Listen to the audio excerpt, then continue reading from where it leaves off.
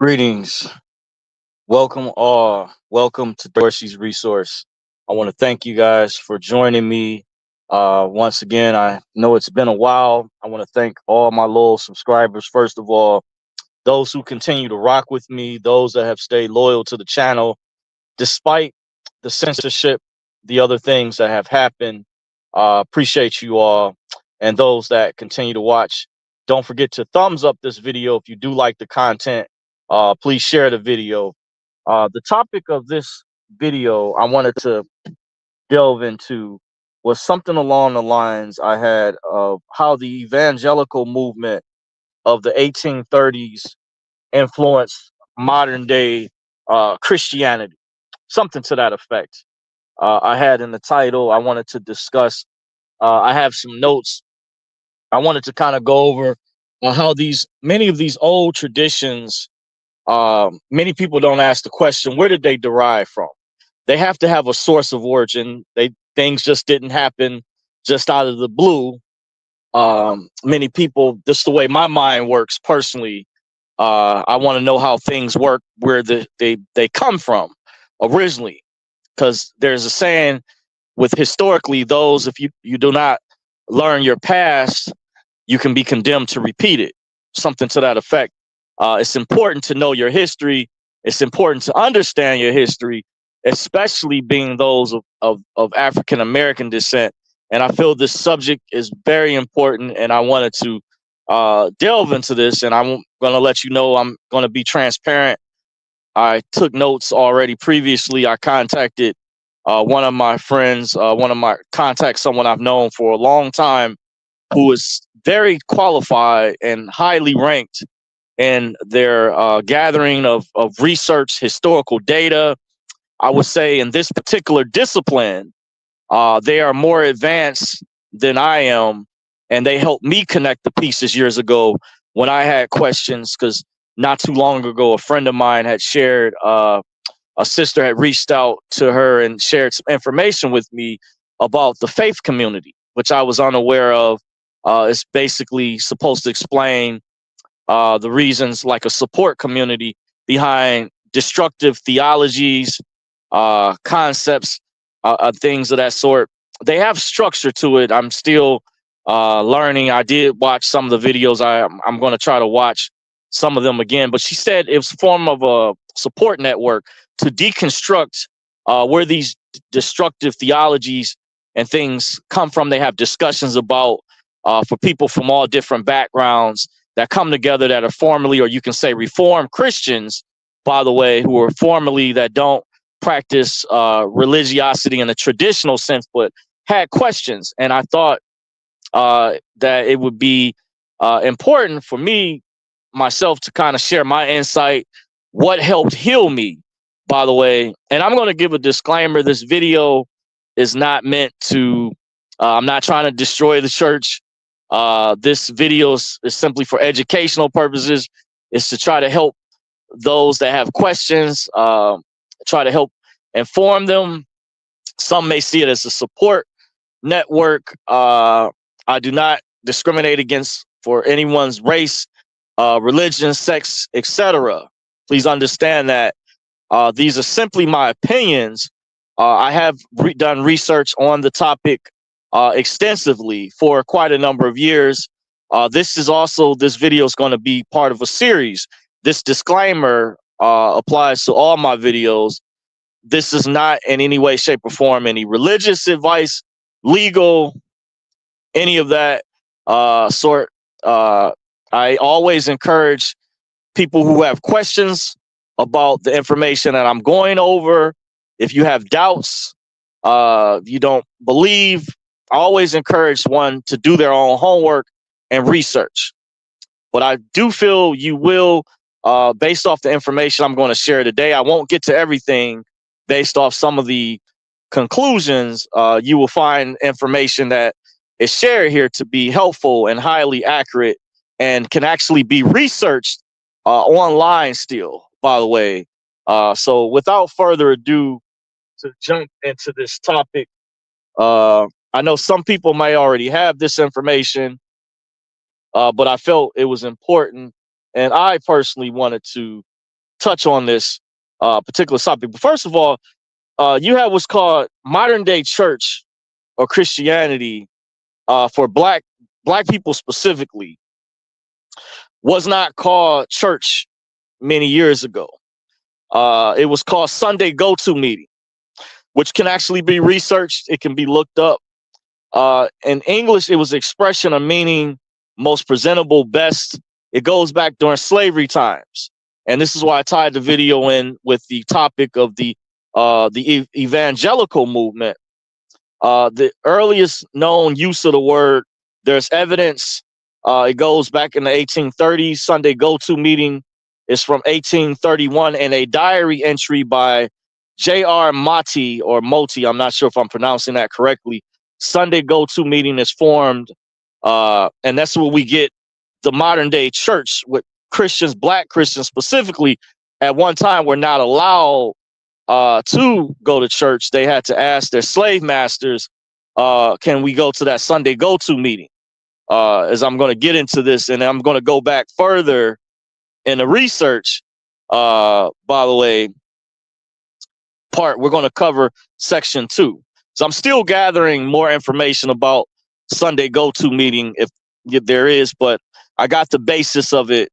The evangelical movement of the 1830s in America, part of the Second Great Awakening, was a period of intense religious revivalism and social reform, characterized by emotional preaching, camp meetings, a surge in membership in denominations like Methodist and Baptist. And I would say in the early 1900s moving forward, like from my great grandfather, there was tent revivals were part of that. I remember I met Carlton Pearson, rest in peace, many years ago as a little boy, as a young child, going to different crusades or forms of revivals. My friend told me when he stayed with a pastor and his wife, the pastor's wife mentioned Carlton Pearson was kind of like paved the way for the modern day mega churches, by the way, because I believe he had these crusades, and he used to mention the Azusa Street revival in the early 1900s, which is not a long time off, going back to the 1830s, by the way, not too far after. This was used back in the 1830s to suppress the slave revolts that were going on between Nat Turner, Denmark Vesey. They were getting control. You have to understand, religion was also used, it goes back centuries, to control people's ideology. It was used as a form of control. I have one friend that's like I consider a man before his time. This is separate from my other friend who's a historian as well.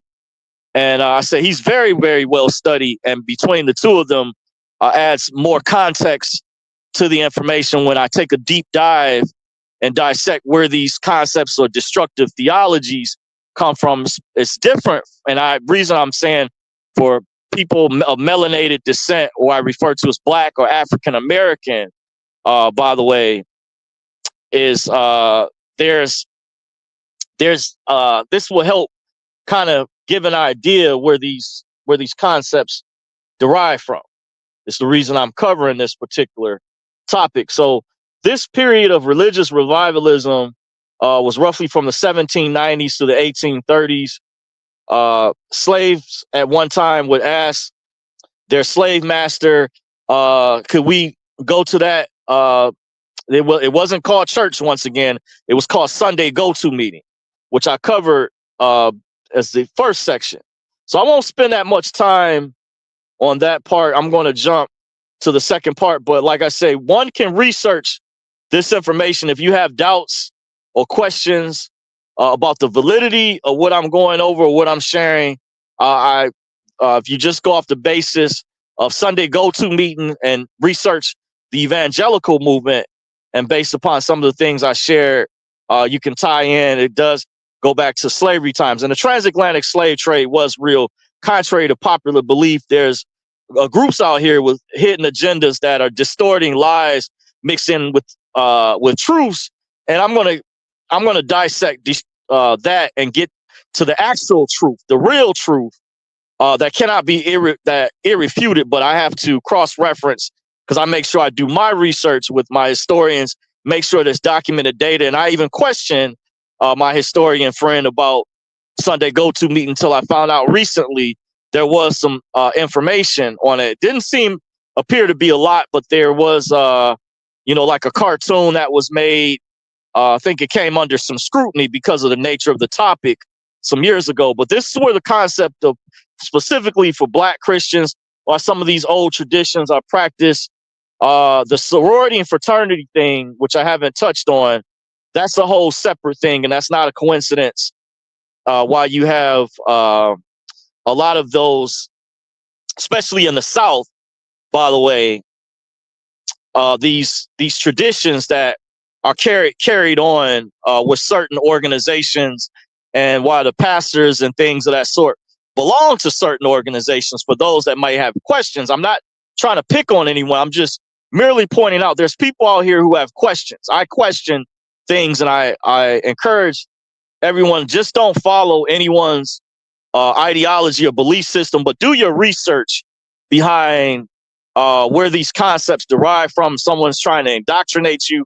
That's not what I'm trying to do. As I put in the disclaimer, I encourage you to do your own homework, but I thought this topic was important for educational reference. A lot of Caucasian people don't understand. Black people in particular, not trying to pick on anyone, but just sharing, not trying to make this racial or ethnic. But like I said, I did put in my disclaimer, this is not to discriminate against any particular group.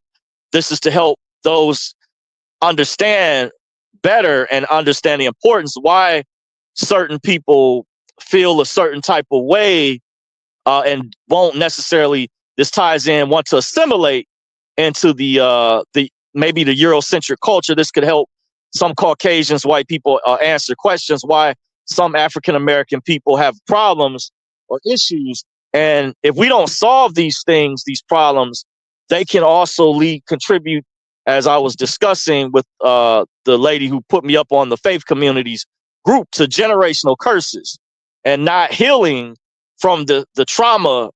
Because in the minds of African Americans, remember years ago, they were not allowed to read, going back to slavery times, by the way. And this was real. There's documented people, evidence of this. I'm not talking about the freedmen or the five civilized tribes who joined and were subjected under Europeans. Once they got control of them, they created a caste system. Historically, that's documented, and I can delve into that. I'm just kind of connecting some pieces for you all. But this can get into, if you don't know your past, you won't understand where you're going. So I myself, this is important. And like I said, I'm not trying to destroy the modern day Christian church. Some people need that. Some people state they consider themselves to be spiritual. I still like going to church, by the way, but I understand the truth or where it derives from, and understanding better. And I think this is very important. And the Bible is also a retelling of ancient stories. By the way, the Bible is simply a retelling of ancient stories. Some don't understand. I'll get to that later down the road, where these concepts derive from our ancient ancestors. Thanks to Anthony T. Browder's research, I purchased his book from the Truth Bookstore many years ago. African bookstore used to be at Northland Mall, which is historically the first mall that was built in Southland, Michigan. Used to be a Black-owned book called the Truth Bookstore that was there. I purchased Anthony T. Browder's book called Now Valley: Contributions to Civilization. It points out how the book of Psalms plagiarized off some of our ancient writings, off our ancestors. Anthony T. Browder illustrated, by the way, to show you how well studied I am. I was able to connect the pieces. I may not be as advanced as certain people, but when I woke up and I wanted to learn the truth, and this information helped heal me, I sought out a lot of books and credible material. This is based off credible research, people who've been overseas. He's been over to Akibalan. Europeans gave it the name Egypt. Those concepts today, with a lot of these modern day words we use, even this English language has a parent language. Think of it as, or even great grandparents prior to the language that we speak. Even these concepts, these terms that we use, they have a source of origin. The reason I'm going over this, and I'm saying that or repeating myself is so you guys can connect the pieces. So the point drives home. I'm going to get to the third section. I see someone in the chat going to knowledge says, James Way says, my guy, I think I have info on what you have been looking for years. It's called not the black card, but the white card. Leave. How can I reach you for real? Interesting. You can reach me at my email at the letter J279dorsey@gmail.com. This is in regards to the message that I just posted here live right now as I'm doing this YouTube video. In reply to James' message, you can reach me and we can go from there at J279dorsey@gmail.com. I don't necessarily put my cell phone number out publicly, but if you want to reach me for serious inquiries only, and this is just in regards to this is not referring to any consultation of that sort. So there's no charge. This is just for what, for the message I'm reading right now, to contact me to answer your question. If you're still listening, James, appreciate you. We have Money Boy in the building. It's been a minute, fam. Says, what's good? Money Boy in the building, family. Thank you for joining, Money Boy. I know it's been a minute. So without further ado, we're going to delve into the third section, by the way, because I really didn't want this video to be long. I wanted it to be structured, by the way. So I went over Sunday go-to meeting, and the other part was the evangelical movement of the 1830s, which modern day church, where it derives from some of these destructive theologies, where the origins come from. We're going to go to the third section, and the third section is going to be about the first council of Nicaea. We're going to go back further in time, prior to the 1800s. We're going to go further back. If many of you all have not heard, it's important for you all. If there's any listeners from the faith community, this will help you out. This is powerful right here. And I remember being told this when I woke up years ago when I was learning about sovereignty and I was going to classes. I was double red pilled because I was learning about religion at the same time. Because I used to wonder years ago, I used to have these people used to run into at the mall.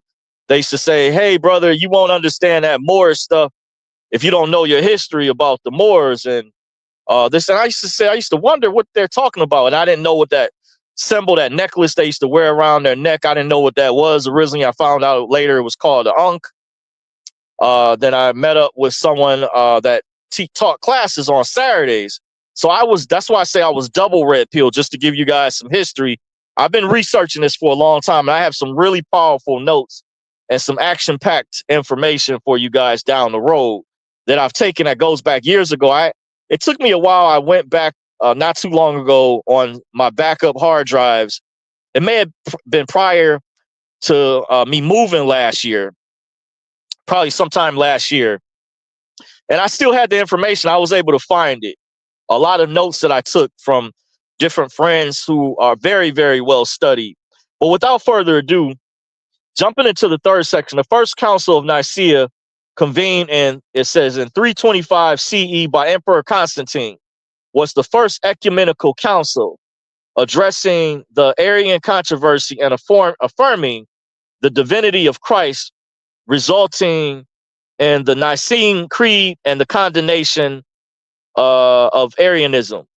Okay, well, to understand the Nicene Council, to sum it up for you guys, is basically during this particular time period, there were the people that were in control, that were in power.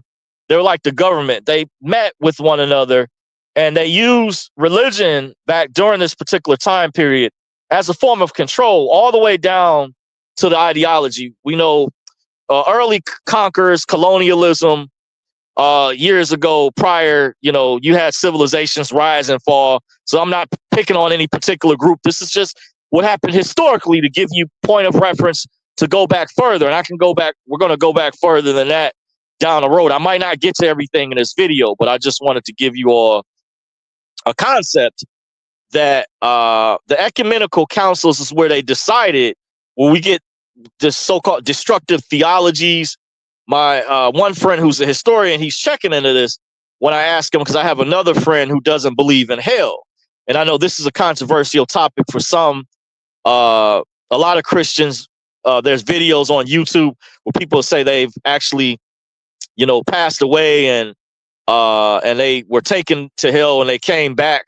Actually, I read Mary Kay Baxter's book years ago, Divine Revelation of Hell. She also has the audio tapes on YouTube. I had the actual cassette tapes years ago.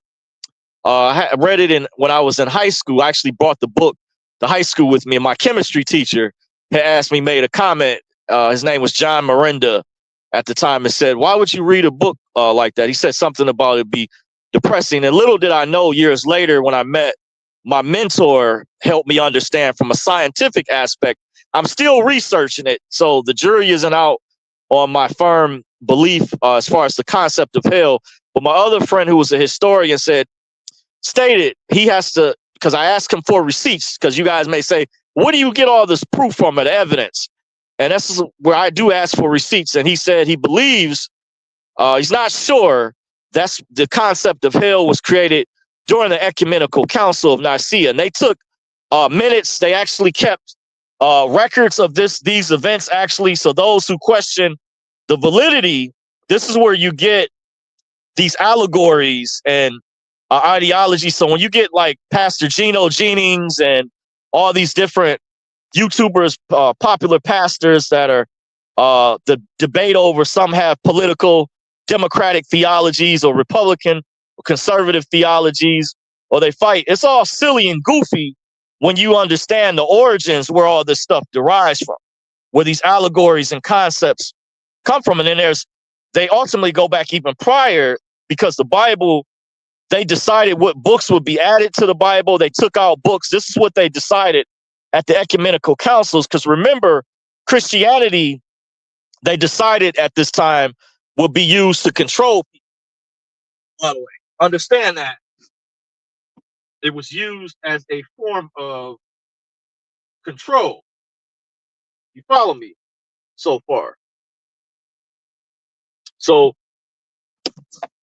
just going back to help you guys understand, look up the Council of Nicaea, Ecumenical Council. My friend, who's very, very well studied, I'm going to give you guys some secrets, mentioned to me there was a bookstore years ago that actually sold the archives of the actual books. And they were very expensive, because this was like recorded. People don't know when you research history and people question, the receipt. Where's the receipts at? Because I got into a debate with a woman who's appears to be have the flat earth ideology, have elements of what I've noticed. A lot of Hebrew Israelites, they have a lot of truth, but it's mixed in with lies. They don't have the real truth because they only go so far back in time. As being a student of Dr. John Henry Clark, Dr. Yosef Ben Yochanan, Dr. Amos, many others, there's ways to prove, validate, not only through carbon data, linguistics, archaeological data from other researchers, that you can come to these conclusions. But like I did give a disclaimer, but to each its own. But I was sharing with her because a lot of flat earthers and Hebrew Israelites just throw out concepts without giving you any point of reference for the archaeological data. They don't even name the archaeologists or the scientists that have done confirmed work where different civilizations passed down particular texts that weren't parables or were based in actual facts, and it was translated because there was records that were kept, just like the transatlantic slave trade existed. There's those that are trying to say Harriet Tubman didn't exist. Those flat earth people, they're wrong. Harriet Tubman was an actual person. She did exist. She was not a train conductor, as some of these nutcases are saying. Excuse me, I don't mean to sound rude, but it's just, to me, it's just disrespectful. But there's a lot of evidence. She had another name. There's actually YouTube channels, by the way, that I was put up on by one of my historian friends that does very good evidence-based research and presenting facts behind Harriet Tubman and what happened, and they'll share, if they don't have particular evidence on certain things, and certain things are theoretical, because we know when you go far back in time, it's hard to gather certain information. But there is ways. It doesn't take rocket science to gather proof. When people say, well, you weren't alive during that time, Dorsey, how do you know? But there's ways. But well, all I'm saying is when people throw these concepts out there, they do need to show receipts, bring up archaeologists, bring up names, and I don't hear none of these groups do this. They'll read scriptures to you, but I'm giving you the context of where you can find this information from. I'm just being blunt and straight up for you to do your research. Look up the Ecumenical Council of Nicaea and research it. But this is to show you the credibility. My source that I have, someone that I know personally, I'm not saying their name, and they showed me they have an awesome library years ago when I was learning, and this helped heal me once I got to the truth and to find out where did Jesus come from, what did the name, found out it was based off an actual person, but they didn't have these superhuman abilities as described, like, you know, certain modern day music, magicians are able to do. They were, and I see why when I used to debate the Jehovah's Witnesses back in high school, and they say they would have a different concept of Jesus. They said he was a prophet. He was burned at the stake. And I was like, what? Where does this? But I see this truth mixed in with lies. But I see now, even with these crypto religions, and Jehovah's Witness, if you're wondering where they derive from, that was started by Charles Taze Russell, by the way, in the 1800s, around the time of the Evangelical movement, around the 1830s, I believe. But I know it was started by Charles Taze Russell. He was also secretly a Freemason, and he was also a Rosicrucianer. Remember, I told you guys a while back how Freemasons, different secret societies, infiltrate these different organizations. And I'll say privately, one of the person I spoke with that put me up on the faith community, she told me, I believe she did have an issue. I'm not saying her name to protect her identity, but we had a long discussion. I think she did mention to me she had a problem with when I brought up secret societies, when I delve into that. So you're dealing with the real one here. I'm very well studied, and I help people connect the dots so you're not bamboozled, you're not hoodwinked, but you can, you know, connect the pieces. Also, the Mormon church, the Church of Jesus Christ Latter-day Saints, was started by a guy by the name of Joseph Smith. By the way, that's where the Mormons, the Church of Jesus Christ Latter-day Saints, I'm pretty sure if you guys have seen the commercials, they're really big in Utah, the state of Utah. I believe they have a headquarters there. The head of that is also a Freemason, by the way, who started it, Joseph Smith, by the way, who started, mighty funny, it's not a coincidence, the guy who started the Jehovah's Witnesses, Charles Taze Russell, the Watchtower Society, he was a Freemason. He was also secretly a Rosicrucianer. And you had Joseph Smith, who started the Church of Jesus Christ Latter-day Saints, Mormons. You find that to be a coincidence? Then you have Albert Pike, one of the founders of the Ku Klux Klan, because some argue Albert Pike wasn't the founder. He was also a traveling man, aka Freemason. You guys starting to see a connection here? Oh, how do you know that? Research it. Look it up. Look up. I read William St. Oberlin's book. I actually met him in person. He autographed my original book. The original copy was taken away from me, it's believed to be, because the guy was a Mason, and because I wasn't one at the time, he felt I was not qualified to have that book, by the way. So I repurchased it years later. Look up a book called Beyond the Light by William St. Oberlin. Very enlightening, will help you connect the dots and things, even discuss where the Prince Hall branch of Freemasons, because you have separate chapters, is separate from Scottish Rite, York Rite, where Prince Hall chapter originally derived from. He was a slave, and he gained his freedom, and they were only allowed to do funerals and I think weddings originally. Something happened with their original lodge years ago. So this is why history is important. People, if you don't know where you're going, you don't know your history, you don't know your past, you don't know where you're going, where you're headed. You don't understand these concepts. And imagine how powerful this information is that I'm going over. This even ties in with politics, by the way. So like I said, I have a lot of stuff in store for you guys down the road, but I felt this topic was important to help explain where these ideologies, these theologies derive from, and some being destructive to Black Americans, African Americans that are descendants of the transatlantic slave trader, have been through the experience of oppression, colonialism, etc.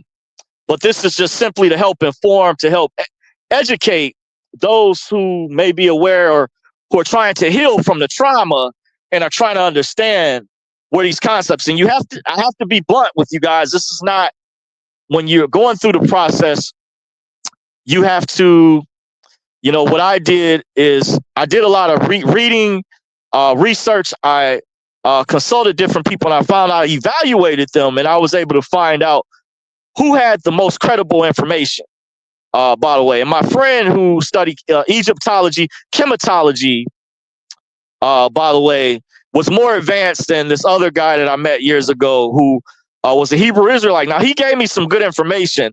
This other guy named, at the time, named LaFell Jones, he put me up on the etymology dictionary, which I didn't know about anything about at the time, where the word Christian, the meaning, some of the meanings, because you have different meanings, just like in the judicial legal system, words have a totally different meaning. LaFell at the time, many years ago, he put me up on the etymology dictionary, which I didn't know about. So I credit him for that. But my other friend, whose name I'm not saying, that put me up on understanding, he helped me connect the overall pieces to the puzzle, the full truth. He put all the pieces together. I was able to go back. Also, books that I purchased, Anthony T. Browder's book, Nile Valley Contributions to Civilization, Walter Williams' book, Historical Origin of Christianity, which Jordan Maxwell, rest in peace to, known as the Godfather, years ago, gave credit to Walter Williams, the Black historian. Jordan Maxwell credited him with his book that dealt with Mohammedanism, that exposed where Islam derived from. My friend, a Muslim, modern day, with practice of that particular religion. And my other friend, told me recently he was able, even though he practices that, he was able to tell me where it derived from, and actually admitted, or to me, that allegedly, I haven't researched this, that it comes from Christianity, or it's tied in. But my other friend, who's a historian, goes back further with certain books or historical documented books that predate these other books. For example, what is the Book of Coming Forth by Day? One of the original texts, going back to Kemet, the Emperor Imhuru. The Book of Coming Forth by Day predates the Pentateuch, the Tanakh, the Talmud, all of that. It sets a precedent. So that means there was an earlier time period. There was an earlier date that goes back further. This goes back further than the Hebrew Israelites. Further back. Where did the original text come from? That's the question you have to ask. What were the civilizations that existed? What were the time periods? That's how you can tell who's lying or who's telling you the truth. By the way, and they've had documentaries and things that tell you different civilizations that rose and fell, like you've had, for example, the Syrian civilization. You had the Sumerian civilization. You've had the Phoenicians. Remember, we get hooked on phonics. That's based off the Phoenician civilization, by the way. So you had many different ancient civilizations that existed, but they also had, there's time periods or points of reference to help you connect the dots. So the one of the blueprints I was given was shown many years ago. You go back to the original text where they derive from, just like the languages on the Rosetta Stone. They say the original Christ actually spoke, they say Aramaic, allegedly. Yahshua Pinyanda, who the concept of Jesus was based off of, because there was no letter J in the English language, didn't come about to a particular time period. It was Eos, pronounced a different particular way. That's why in Spanish, they pronounce, since there was no letter J, they pronounce Jesus. You have to read Walter Williams' book, Historical Origin of Christianity. I read that many years ago. I own that book. That's in my library. I have that book. I read it. Great historian, studied out of the University of Chicago. By the way, one of the colleges I believe he went to. elder, another historian, as well as other top historians, Dr. Ben Yakanan, Dr. John Henry Clark, Amos Wilson.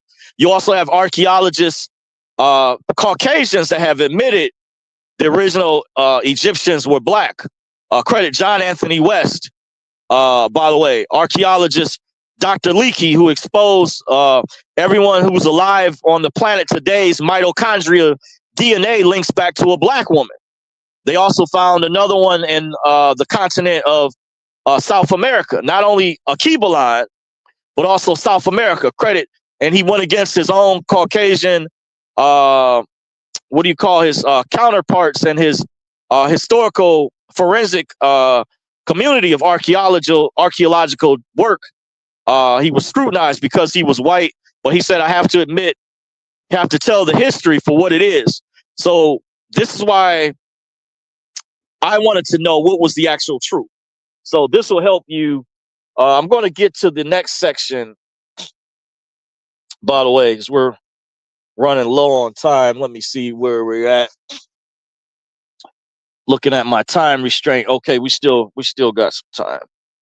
We still got time. A little bit. I'm trying to, like I said, I didn't know if I was going to go over everything today. So I think the third part, make sure I checked on the third part. Okay.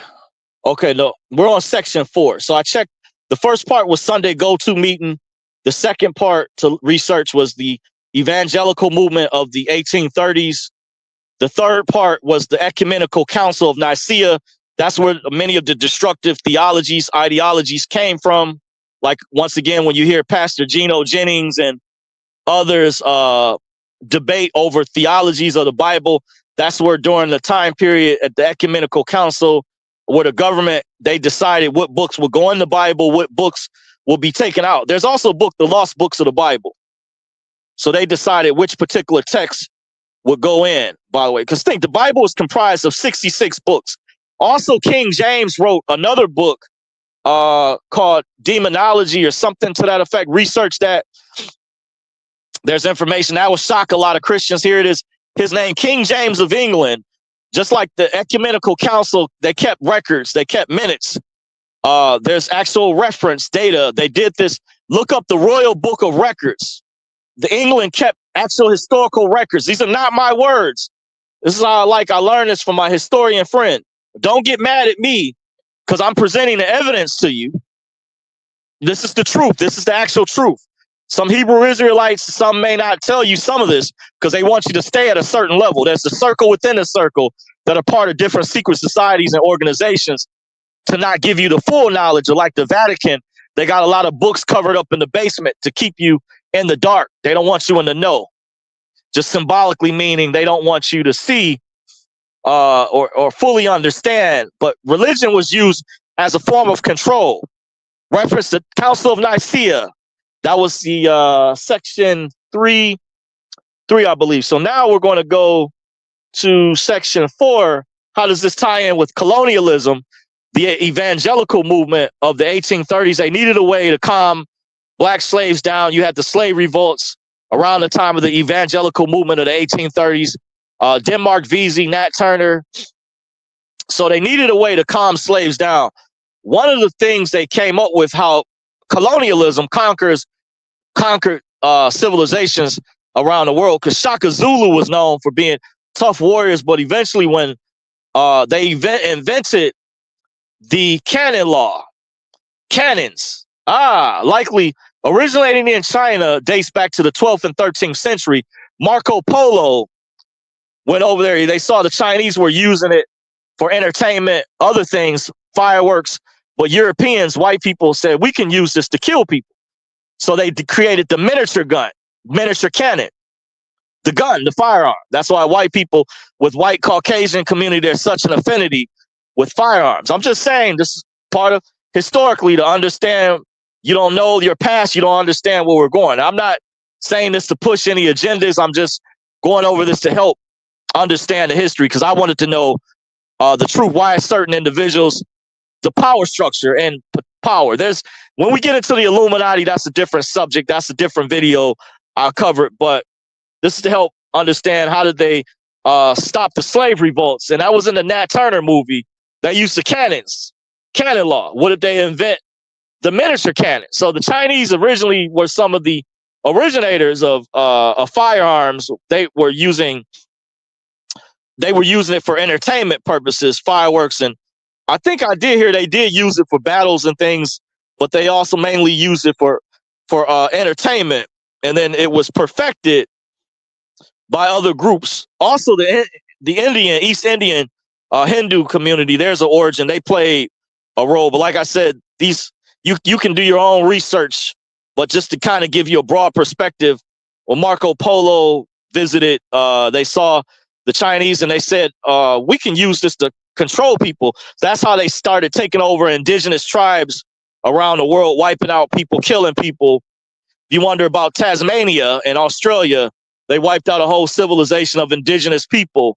Where you get the concept, the cartoon, the Tasmanian devil, that was based off of an indigenous group of people, by the way. So that's how they created canon. That's where you get canon law. This is tied in with the church. The Catholic Church plays a role. Also, modern day concepts of Christianity. The Pentecostal Church of God in Christ comes out of the Protestant movement. That's the Protestant movement.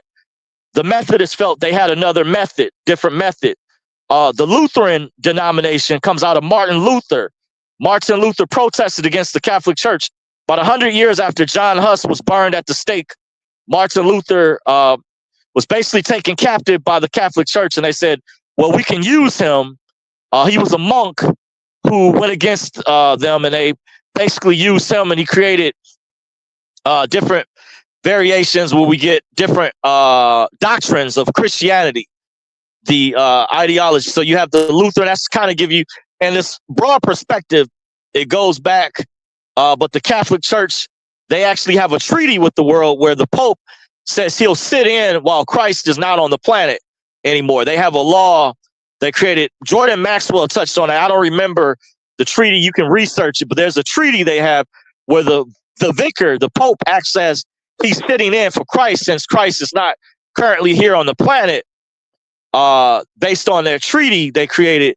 This is why how the Catholic Church is tied in with this, and they actually apologize publicly. This is not my opinion. This was on Associated Press, which my mother told me some years ago. When you watch Yahoo News, MSNBC headlines through the internet, she said all that's running through the Associated Press.